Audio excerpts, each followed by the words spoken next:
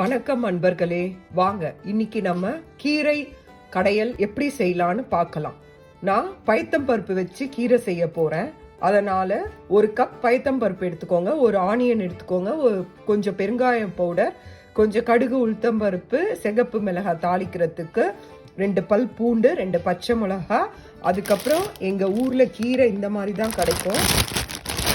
அவங்க கீரையெல்லாம் க்ளீன் பண்ணி கட் பண்ணி கொடுத்துருப்பாங்க. இது வாஷ்ட் அண்ட் ரெடி. இதை நீங்கள் அப்படியே கட் பண்ணி கீரை பண்ணலாம். நீங்கள் கிள்ளணும், க்ளீன் பண்ணணும் எதுவுமே கிடையாது, வாஷ் பண்ணணும் எதுவுமே கிடையாது. இது அப்படியே யூஸ் பண்ணலாம். இந்த கீரை தான் இங்கே கிடைக்கும். அதுக்கப்புறம் ஒரு 3 ஸ்பூன் தேங்காய் துருவல் எடுத்துக்கோங்க. என்கிட்ட ஃப்ரோசன் தேங்காய் தான் இருக்குது, அதனால் நான் இதிலேருந்து ஒரு 3 ஸ்பூன் தேங்காய் எடுத்துப்பேன். வாங்க எப்படி செய்யலான்னு பார்க்கலாம். கீரைக்கு உங்கள்கிட்ட காட்டின பச்சை பருப்பை நான் வேக வைக்கிறேன் பாத்திரத்தில் போட்டு. இதில் மஞ்சள் பொடியும் ஒரு 1/2 ஸ்பூன் ஆயில் போட்டு வேக வைங்க. இது அப்படியே மேலே பொங்கி வராமல் நல்லா குழைய வேகும். இந்த மாதிரி வேக வச்சு எடுத்துக்கோங்க.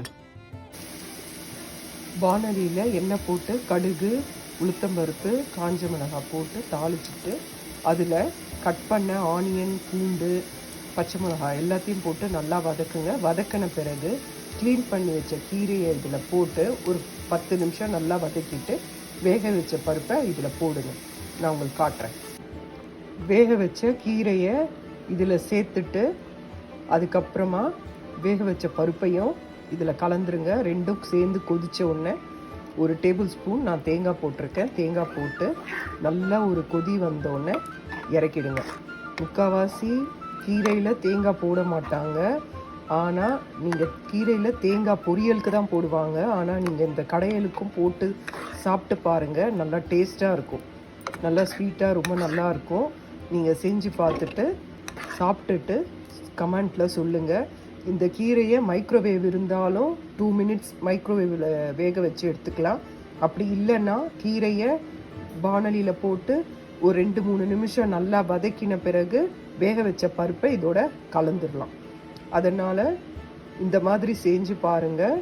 இதுக்கு பொட்டேட்டோ ஃப்ரை, வாழைக்காய் ஃப்ரை, சேப்பங்கிழங்கு, சேனக்கிழங்கு இந்த மாதிரி ஃப்ரைஸ் வச்சு சாப்பிட்டாக்கா சூப்பராக இருக்கும். சாப்பிட்டு பார்த்துட்டு எப்படி இருக்குன்னு கமெண்ட்டில் சொல்லுங்கள். பட் இது கொஞ்சம் கொதிச்ச உடனே திக்காயிடும், நல்லாயிருக்கும். நான் உங்களுக்கு அப்புறம் காட்டுறேன்.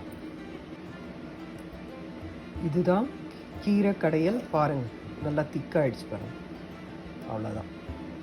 இது நீங்கள் சைட் டிஷ்ஷாகவும் சாப்பிடலாம், இல்லை இதே சாதத்துக்கு போட்டு பிசைஞ்சு ஏதாவது சைட் டிஷ் வச்சு சாப்பிடலாம்.